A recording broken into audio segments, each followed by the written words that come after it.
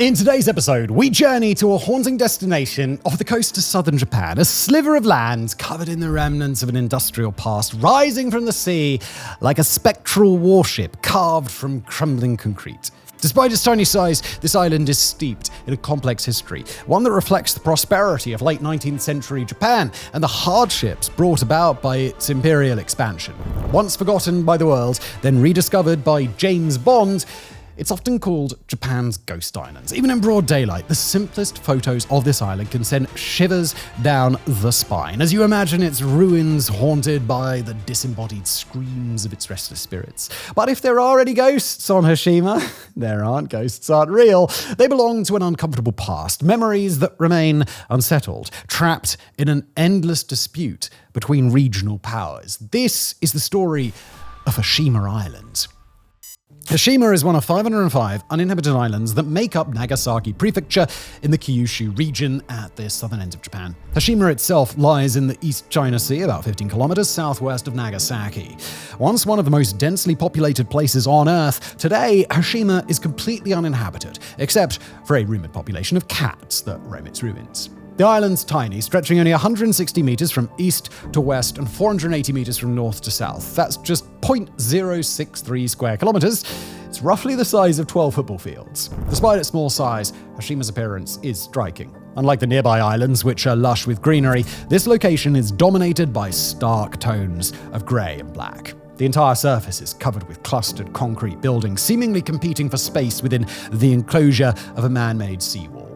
As with any abandoned location, most of the buildings are decaying or crumbling and flat surfaces are buried in rubble. Hashima looks like a scene out of a dystopian future, how our cities might appear to alien archaeologists landing on Earth centuries from now.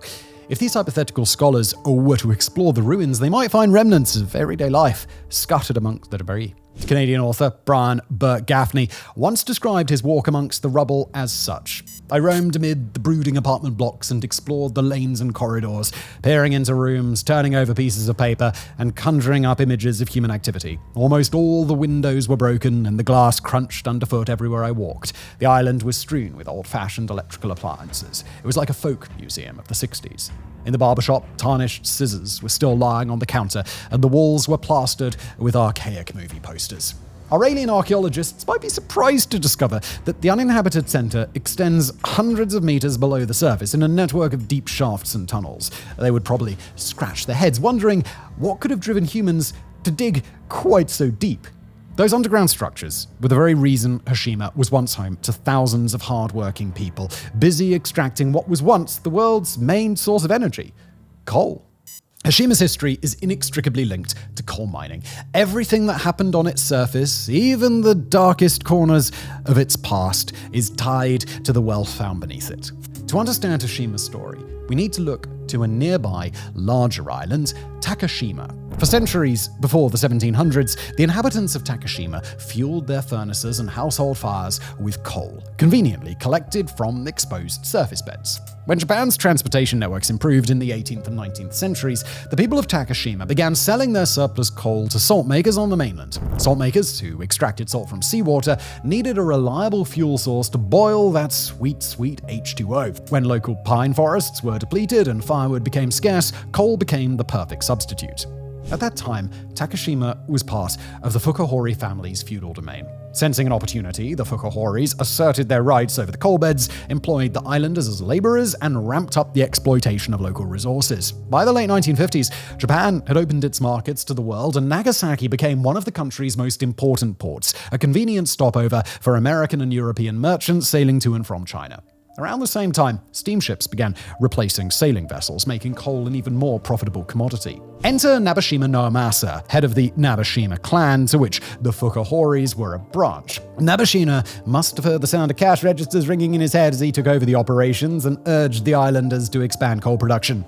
The exposed coal beds quickly neared depletion, prompting Nabeshima to seek help from Scottish merchant Thomas B. Glover, an expert in modernizing mining operations. Glover hired a team of British engineers who brought their mining equipment and drilled the first shaft on Takashima. In April 1869, Glover struck coal at a depth of 45 meters. Now, this discovery marked the beginning of Japan's first modern coal mine, which produced large quantities of coal. To reassure customers who were initially skeptical of its quality, Glover compared it to British coal. Quote, "For slow or expansive steaming, Takashima coal is equal in every respect to the average run of Welsh and much better than North Country or any other coal I have burned on this station. It produces less ash, clinker, and soot." It's quite the marketing guy. Inspired by the success of the Takashima mine, the Nabeshima clan began surveying nearby islands for more coal, delegating the task to the Fukuhori family. In 1887, the Fukuhoris struck it rich on Hashima, installing the first mine shaft. In 1890, the family received an offer from the Mitsubishi Corporation, 100,000 yen for the island. Established as a shipping firm in 1870, Mitsubishi had quickly expanded into other areas and saw a very big opportunity in coal mining. The Fukuhoris accepted the offer and ceded Hashima to Mitsubishi. While we don't know if 100,000 yen was a good deal, what did get shafted, literally, was the island. Japan had entered the Meiji era, a period of major political and economic expansion. The country was becoming an industrial power with a military to match. In 1894, Japan went to war against China, and in 1904 against Russia. Factories, trains, and warships needed tons of coal, and government contractors like Mitsubishi had to meet those demands. So, in 1895, Mitsubishi excavated a second shaft nearly 200 meters deep to access a rich coal bed beneath the sea. Two more would follow, one in 1898 and another in 1925. As Mitsubishi's engineers bored deep underground and miners extracted more and more material, they brought to the surface tons of slag and debris, which they put to good use. If Hashima is tiny today, well, it was even smaller back then. By using the byproducts of their mining operations, Mitsubishi was able to expand the land area through 6 successive land reclamation projects from 1897 to 1931. This nearly doubled the surface area, allowing builders to erect industrial facilities and housing for the workers. To protect these structures from waves and typhoons, engineers completed a seawall around Hashima's perimeter. Years later, a journalist would note that Hashima's stark, elongated shape and smoking chimneys gave it the appearance of a battleship. Thus, the island earned its unofficial name, Gunkanojima, or Battleship Island. By 1916, Battleship Island was producing 150,000 tons of coal annually, requiring the constant presence of 3,000 Mitsubishi employees, miners, and their families. Hashima had essentially become a company town. Until then, most of the resident workforce lived in wooden accommodations, which were less than ideal, especially when typhoons struck the island. Now, to address this issue, Mitsubishi built a 6-story reinforced concrete apartment block, the largest in Japan at the time. Living in the concrete block was bearable if the alternative was being blown away by a typhoon. However, living conditions were extremely cramped. Each apartment had only a small bedroom and a tiny vestibule, while kitchens, toilets, and bathhouses were all communal. Natural light was a luxury, as each unit had only one window, with half of them facing a dingy inner courtyard. Fortunately, though, in 1917, Mitsubishi laid a submarine cable to ensure a steady supply of electricity. As more miners were brought to the island, the corporation had to expand its housing capabilities. In 1918, they built another building, an E-shaped concrete block, 9 stories high, offering larger flats than the 1916 structure. Over time, more gloomy yet functional blocks sprang up on the island, wall to wall, corner to corner, until more than 30 buildings covered Hashima completely. By the time it was fully developed, Battleship Island was a highly concentrated version of Japanese society. Its inhabitants had access to schools, a playground, a hospital, police station, 25 retail shops, a Buddhist temple, and a Shinto shrine. Those who worked hard, all of them actually, could also play hard, as Hashima boasted a martial arts dojo, a pachinko parlor, a movie theater, bars, restaurants, and even a brothel. All these establishments were connected by a maze of walkways, corridors, passages, and staircases, which islanders always traversed on foot. Hashima society also reflected a rigid hierarchy. Unmarried miners and subcontractors were relegated to one-room flats, while married workers could enjoy 2-bedroom apartments. Office employees had even better accommodations, with their own kitchens and toilets. Lucky them. The coal mines manager, of course, had the best of all, a house located on Hashima's highest point. From his perch atop the hill, the mine manager oversaw soaring demand in the 1930s. Imperial Japan was in the midst of an expansionist binge, first occupying Manchuria in 1931 and then invading China in 1937, and engaging in skirmishes with the Soviets and Mongolians in 1939. Then, on December 7th, 1941, Japan attacked Pearl Harbor. The nation was now embroiled in World War II, fighting the Americans, British, and Dutch in Southeast Asia. The military needed fuel, and Hashima ramped up its production. One of the shafts was excavated to a depth of 636 meters, while miners worked long hours in increasingly harsh conditions. In the 1930s, the mines suffered 2 fires and a gas explosion, claiming 34 lives. In 1941, Hashima mines reached their peak production with 410,000 tons of coal extracted. To keep up with demand, the Mitsubishi Corporation, with government backing, increasingly relied on forced labor, primarily from Korea, which was part of the Japanese Empire. The employment of Korean forced labor was officially divided by Japanese authorities into 3 phases.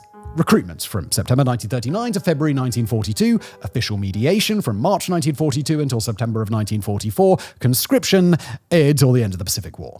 During the second phase, the recruitment of laborers was handled by the Korean Labor Association, which had to meet demanding quotas. To persuade reluctant Koreans to leave their homes and travel to Hashima or other forced labor facilities, they were assisted by the Japanese police. The Korean labor recruiters were often supported by supervisors sent from Hashima, like Kasako Masuki. As reported by Nikolai Johnson in the Asia-Pacific Journal, quote, "With the help of local colonial authorities, he rounded up 40 to 50 Koreans from each village where he went, and only the few who managed to jump off the train on its way to the Korean port were spared from slavery on Hashima." The quote ends. Kasako admitted to routinely discriminating against the Chinese and Korean workers who were forced to perform, quote, "labor much tougher than in the military." The former supervisor even revealed that at the end of the war, quote, "We let supervisors of Chinese, Taiwanese, and Korean workers secretly escape from the island, first because of the fear of revenge from Korean workers." One of those who didn't jump off Kasako's train was Chao Kan-sop, forcibly recruited in 1943 at just 14 years old. Chan-sop ended up in a dark, humid dormitory shared with other Korean prisoners. He worked daily shifts of up to 16 hours in hot, narrow tunnels sustained by a meager diet that bordered on starvation. Chan-sop witnessed Korean miners being whipped with rubber straps until their skin peeled off and suffered serious injuries when a tunnel collapsed. It was impossible for Chang-sop and his companions to leave the islands even temporarily. Only the Korean workforce that had arrived on Hashima before 1939 was allowed to do so. The young man endured these conditions until the end of the war, when he was sent to Nagasaki for cleanup operations after the Americans dropped the bomb. Throughout his ordeal, Chang-sop had been promised a salary, but when he was finally allowed to return home, he received a single payment of 50 yen. In the final conscription phase, the collection of forced laborers was carried out directly by the Kempeitai, the feared Japanese military police. Although Korean citizens technically had the legal right to refuse conscription, it was nearly impossible to say no. The Kempeitai officers, true to their brutal reputation, used physical violence as a recruitment tactic. Kang Tosi was part of this last wave of Korean miners and reported being assigned the most dangerous coalface on Hashima, plagued by gas leaks and flooding.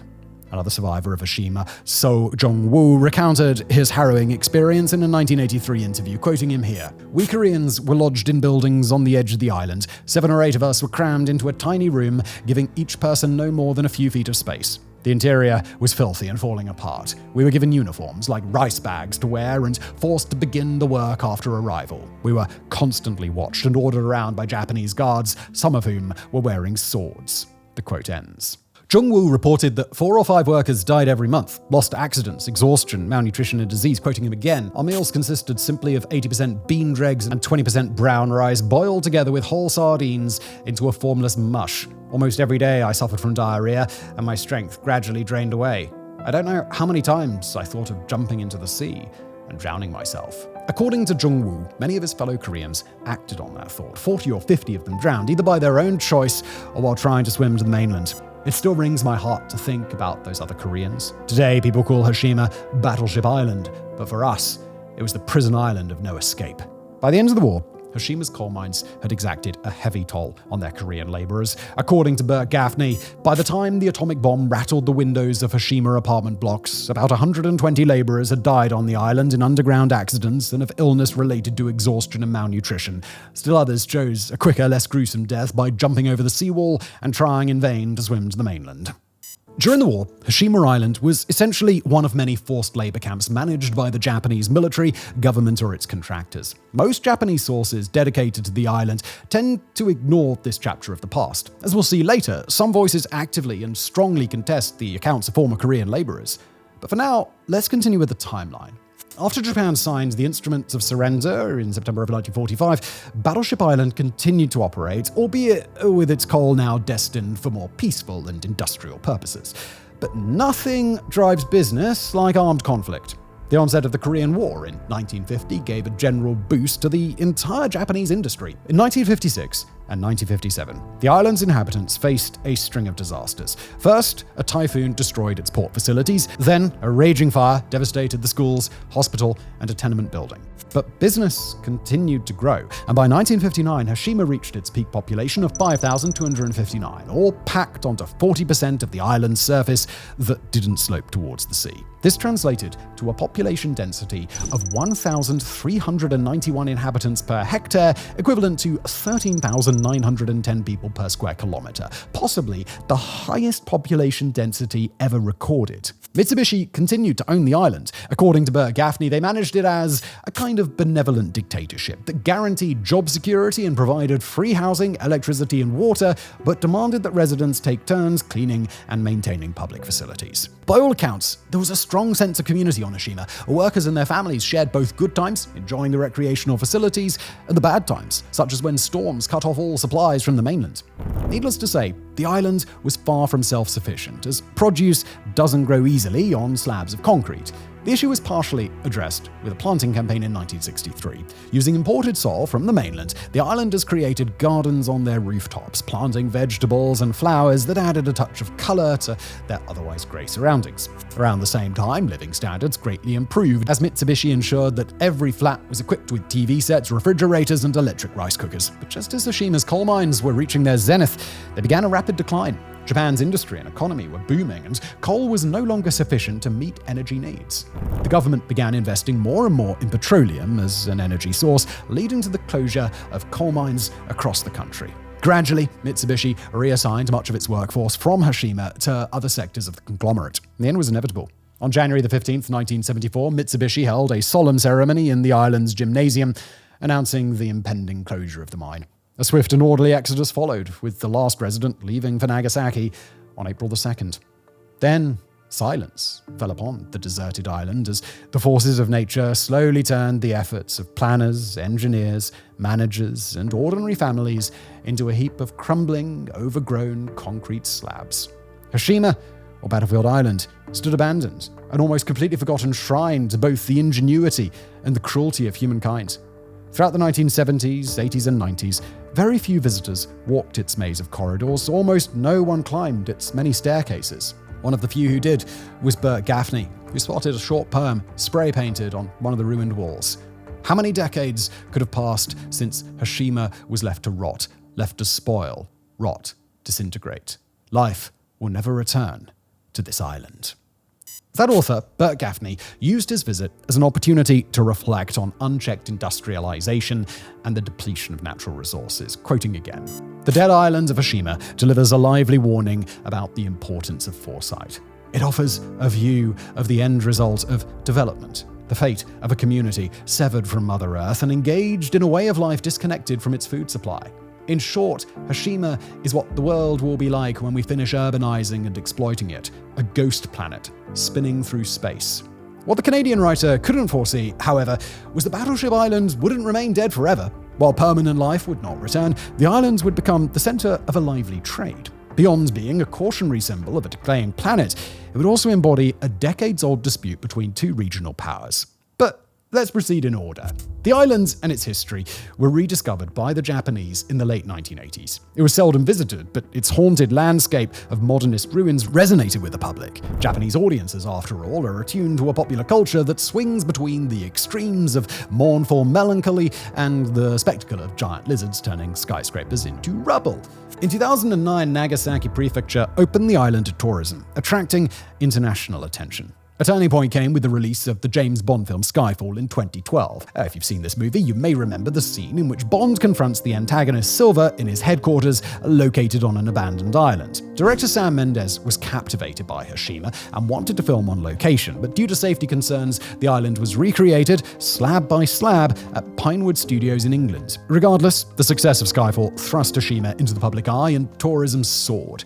Today, if you want to visit the island, you can join a guided tour departing from Nagasaki, a 40-minute journey away. However, the local tourism board advises that individual, unaccompanied visits are not allowed due to the structural instability of many buildings. Also, avoid planning your visit in winter or during typhoon season, as tours may be cancelled depending on the weather. Hashima's rediscovery prompted UNESCO to take notice of the island as part of their evaluation of 23 significant sites linked to the Meiji Industrial Revolution. In 2015, UNESCO designated Hashima and the other 22 locations as, quote, World Heritage Site under the grouping Sites of Japan's Meiji Industrial Revolution, iron and steel, shipbuilding, and coal mining. To be precise, not all of Battleship Island is a World Heritage Site. The designation applies only to the actual coal mine, as most of the island's buildings were erected after the Meiji era. Nevertheless, the UNESCO designation further boosted tourism to Hashima, a boon for the local economy.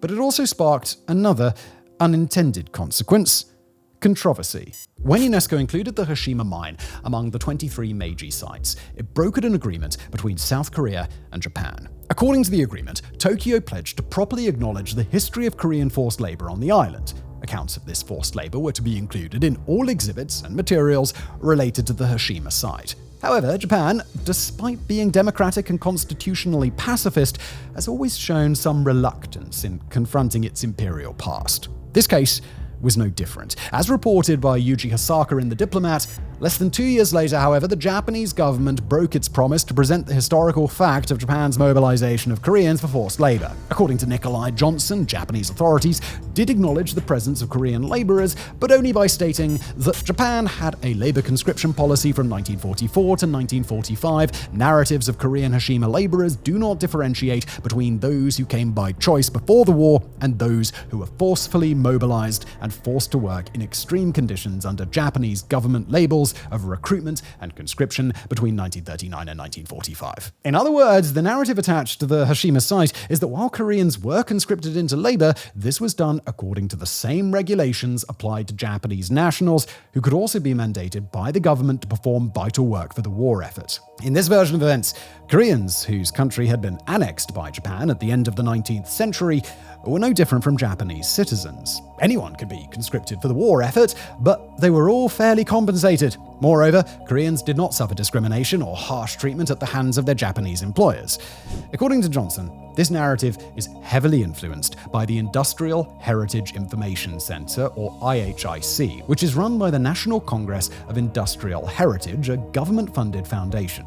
The IHIC opened to the public on June 15, 2020, showcasing an exhibition that, according to Hisaka in The Diplomat, features content that breaches the 2015 agreement with South Korea. The content in question includes the testimony of a former Hashima resident, a second-generation Korean Japanese who claimed that no discrimination occurred against Koreans. He said his father worked at the coal mine on the island and denied any bullying or finger-pointing toward Koreans. He said his father was a supervisor. Koreans who had a Japanese family registry were granted the status of supervisor.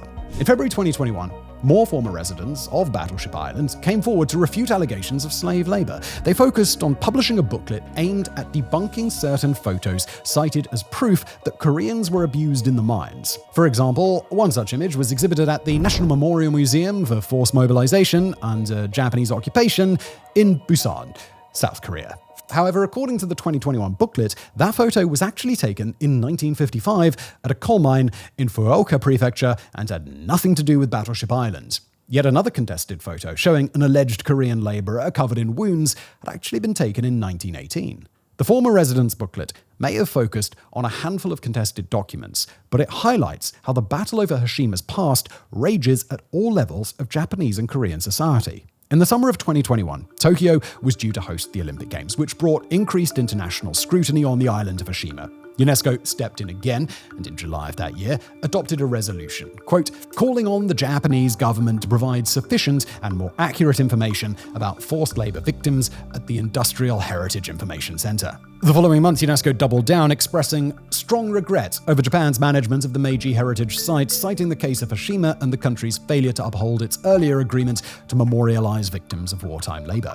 The IHIC is not the only organization staunchly opposing the Korean perspective. The controversy around Hashima had already been simmering since 2017 when South Korean director Ryo Seung-wang released his war drama Gunhamdo, or Battleship Island. The movie, also known as Escape from Gunkojima, centers around a group of Korean laborers who stage an escape from Hashima and its hellish living conditions.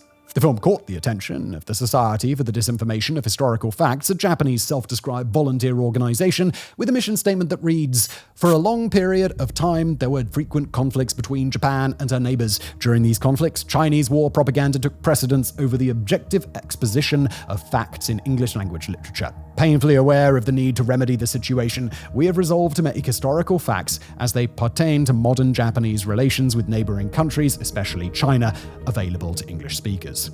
The Society released an article titled "The Truth About the Escape from Gunkojima," which holds positions similar to those of the IHIC. According to the article, Korean workers on Hashima had regular contracts and no escape attempts were ever made. The piece quotes at length from the chairman of the Society of Hashima Islanders, who claimed that Korean laborers were well respected in the mines and their children attended local schools. At the end of the war, Mitsubishi management went to great lengths to charter a ship to safely repatriate the 900 Koreans still on the island. Quote, "Both Japanese and Koreans alike waved farewell, yearning for each other. As the ship departed, all the Japanese gathered at the pier and waved to the Koreans, who waved back until they were out of sight." So, no ill feelings, it appears. The chairman even reported that shortly afterward, many Korean miners returned to Hashima as they enjoyed better pay and living conditions. The last piece of news we found on this debate comes from the Hankyoreh, a Korean newspaper published in September 2023. Reporter Kim So-young wrote that on September 14th, the UNESCO World Heritage Committee had, quote, "removed much of the criticism it had heaped on Japan 2 years ago in its decision on follow-up measures to be taken by the Japanese government regarding Hashima Island." The UNESCO decision implied satisfaction with Tokyo's efforts to commemorate forced laborers at the site. But So-young visited the Industrial Heritage Information Center and observed that its exhibit still downplayed Battleship Island's dark past. To quote him, "There was very little information about the horrific history of forced labor, harsh working conditions, and extreme discrimination that Korean victims of forced labor experienced on Hashima Island." The quote ends. Now, it's not within our purview to determine the absolute truth about Hashima. The general consensus among historians is that Imperial Japan did perpetrate war crimes and crimes against humanity comparable to those of its Axis allies, including the exploitation of prisoners of war and civilians as forced laborers. Individual testimonies about conditions on Hashima differ, as is often the case in such politically charged debates.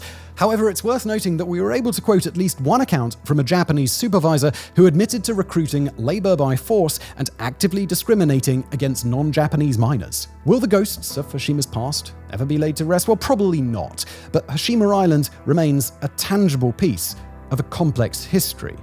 And history, by its very nature, thrives on ghosts.